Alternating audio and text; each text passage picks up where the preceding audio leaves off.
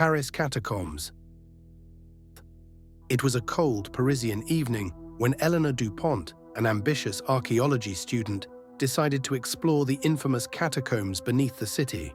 Her friends warned her against it, but Eleanor was determined to uncover secrets hidden for centuries. Descending into the dimly lit tunnels, she felt an immediate chill in the air. The walls were lined with countless skulls and bones, stacked neatly in rows that seemed endless. At first, everything appeared normal, just another eerie tourist attraction. But as she ventured deeper, the atmosphere shifted. Faint whispers began echoing through the corridors, though they weren't human voices. Instead, they sounded like the rustling of dry leaves or the hissing of snakes. In one chamber, Eleanor noticed strange carvings on the wall, a faceless figure surrounded by symbols resembling ancient runes. She traced them with her fingers, feeling a strange energy emanating from the stone. Suddenly, the ground trembled beneath her feet, and the lights from her flashlight flickered and died. Panic surged through her, but then she saw something even more terrifying. From the shadows emerged a tall, skeletal figure, its body covered in tattered rags. Its eyes glowed faintly red, and its bony hands reached out toward her.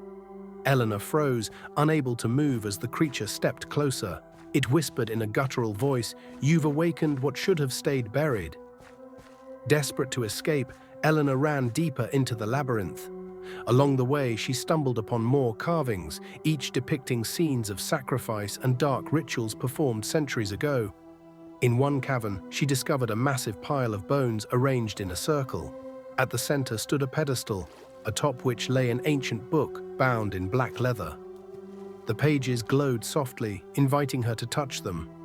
Against her better judgment, she opened the book and flipped through its contents. Inside, she found drawings of creatures similar to the one she had encountered, along with instructions for summoning them.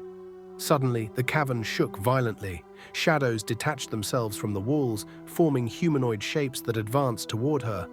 Eleanor screamed and fled, clutching the book tightly. She eventually found a narrow tunnel leading upward, hoping it would lead her back to safety.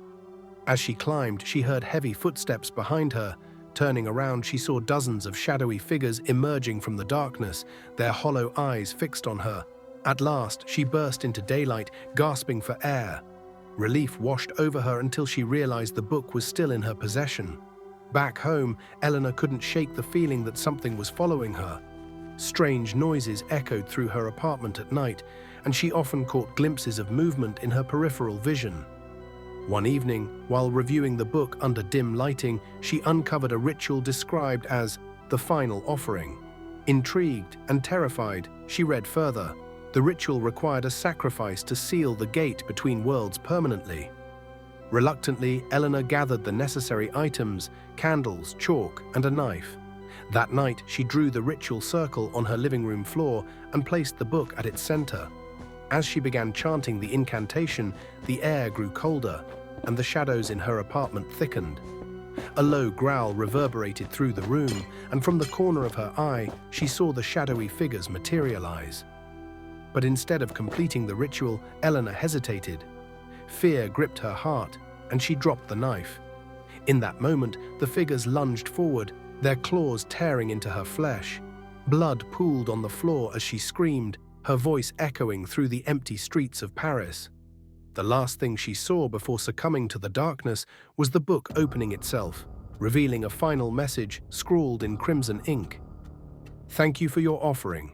To this day, visitors to the catacombs sometimes find fresh bloodstains near the entrance, accompanied by faint laughter carried by the wind.